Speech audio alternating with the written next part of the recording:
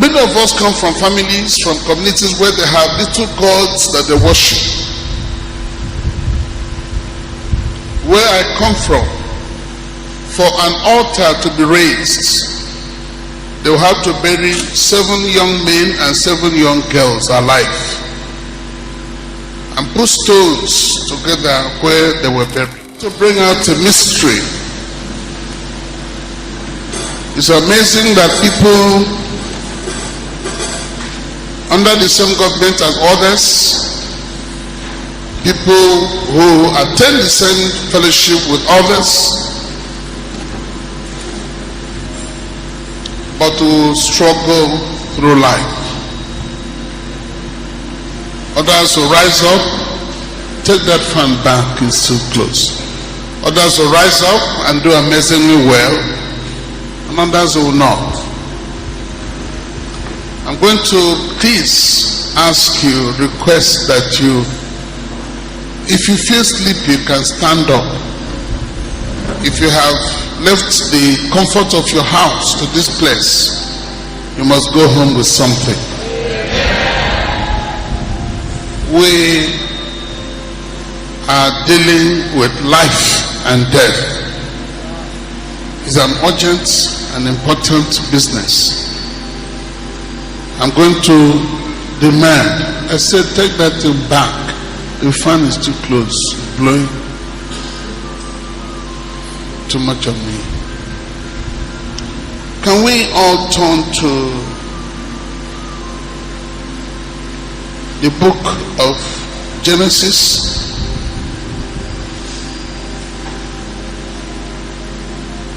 Let's take chapter 8 and verse 20. I'm going to speak about altars. An altar is a place where sacrifices are made to deities, to little demons, sometimes to God. Many of us come from families, from communities where they have little gods that they worship. Where I come from, for an altar to be raised, they will have to bury 7 young men and 7 young girls alive and put stones together where they were buried. And promises are made and vows are made. And when you offer sacrifice to any altar, you are giving that altar voice and power to rule, and to rule many generations. It's also a place of worship where humanity enters into covenant with divinity. Those who worship there, they enter into a covenant with the gods they call upon. No altar has power until sacrifice is made to that altar. It is what the native doctor says when he's concocting whatever he's concocting, or when receiving your sacrifice, that determines the power on that altar. It also determines the type of demons that will respond or attend to that sacrifice. Sacrifice is an offering of an animal or something of great value to an altar, to deities.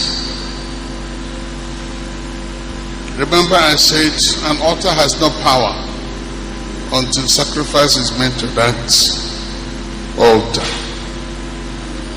Once a sacrifice is made, the altar will begin to speak and rule and determine the destinies and can repackage destinies.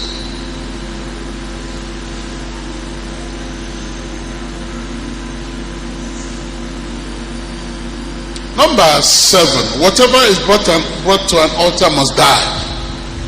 Whatever is brought to an altar That is when Jesus, when John the Baptist called Jesus the what? The lamp of what? God. It means he must die on that altar of God.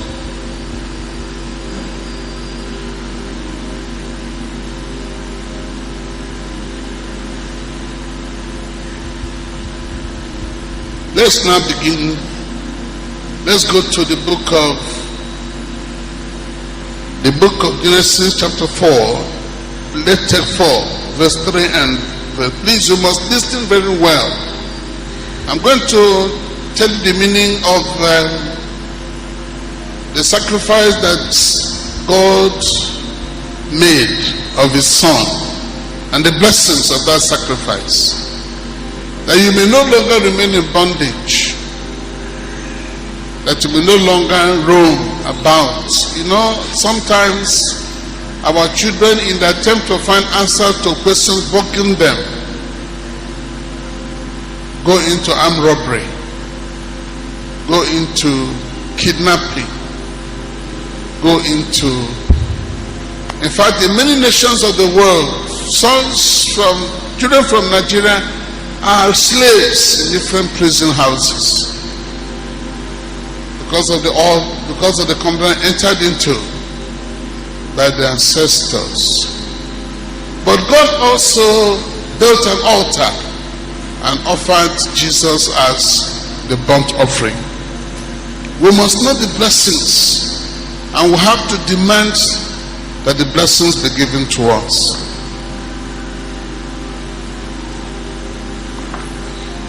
Let's begin from chapter 4 of the book of Genesis. I'm going to read 12, verse 3 and verse 4. Anybody?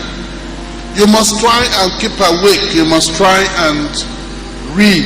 You must try and know what we are saying tonight. Don't let this day be a wasted day in your life. It must be the major turning point of your life. Yes? No, if you are going to read, you must make sure your voice is loud. You're reading to the whole crowd. Can somebody give me a microphone, please? We are in for a very serious business. And in the process of time, it came to pass that Cain brought an offering of the fruit of the ground to the Lord. Abel also brought of the firstborn of his flock and of their fat. And the Lord respected Abel and his offering. You have done well, but you have to tell us the last letter in every name. Abel. Go on. But he did not respect Cain and his offering. And Cain was very angry. Any place you bring your offering to is an altar. We'll move on and I'll show you what's an offering, good offering. An offering is something valued, something of great value. You don't just bring anything in your life. You bring something that you yourself value and something that God himself values. Something that will honor God. Something that will make God happy. Because that offering can determine your destiny. It can put color to your destiny. It can put beauty to your destiny. It can put distinction to your destiny. It can change your life. You don't just bring any... Whose offering did God reject? Anybody here? What? Say it well, let me hear. Who? Say it again. Now, the big lesson here is that God can reject your offering. Most people bring offerings saying that God will not even touch with a long pole. An offering must be something of great value, something precious, something very precious. Let's move on to chapter 8 and verse 20 of the book of Genesis. There are two things we're learning now. Number one is that any offering you bring to the altar must beautify your destiny and make your life easier and more pleasurable and more successful and more comfortable, if that offering will touch the heart of God. Not every offering can touch the heart of God. And as a child of God, you must aim at. You heard Zili say that when he began to walk with us, he saw me give an offering and made up his mind never to give an offering less than 20,000 naira. He moved on to 50,000 and moved on to 60,000. The offering you bring to the altar determines the beauty of your destiny. Read on. Let's go to chapter 8 verse 20. Read, let's hear. Then Noah built an altar to the Lord, and took of every clean animal and of every clean bird, and offered burnt offerings on the altar. And there are two words there, altar and offering. And altar is a place where sacrifices are made. And when we speak of sacrifice, we speak of something precious to you, something valuable to you, something that hurts you when you give it. I am saying it to say that all through history, there have always been an altar. Some have an altar where they give sacrifices to demons. And I will soon show you that an altar brings the presence of the person you're worshiping. If you're giving the offering unto God, there will be a presence of God. If you're giving it to demons, there will be demons there to receive your offering. And therefore, when you are going to give your offering, you must aim at feeling and receiving the presence of God. Let his presence touch you. Let's move on to chapter 12 verse 7 of the book of Genesis. Anybody? Yes? Then the Lord appeared to Abram and said, to your descendants I will give this land. And there he built an altar to the Lord who had appeared to him. Read it again. Then the Lord appeared to Abram and said, to your descendants I will give this land.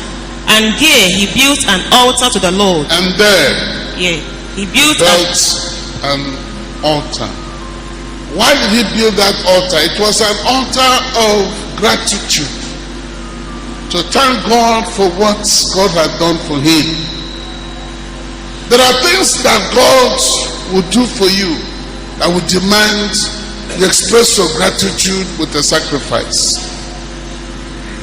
I want you to hear me very well. Every grateful person shall be a great person. That's how life is made. Even in your own family, anyone who is always thankful to your parents shall be a preferred child. A preferred child. What hotels will call preferred customer. There's what you call preferred children and preferred customers. It's always someone who is grateful. As a child of God, you must build into your habits gratitude. As a wife, you must learn how to be grateful. As a husband, you must learn how to be grateful. As a child, you must learn how to be grateful. As a worker, you must learn how to be grateful. And men who are grateful are always honored. And when you're grateful to God particularly and peculiarly, this awesome God will regard you as a preferred child of Him.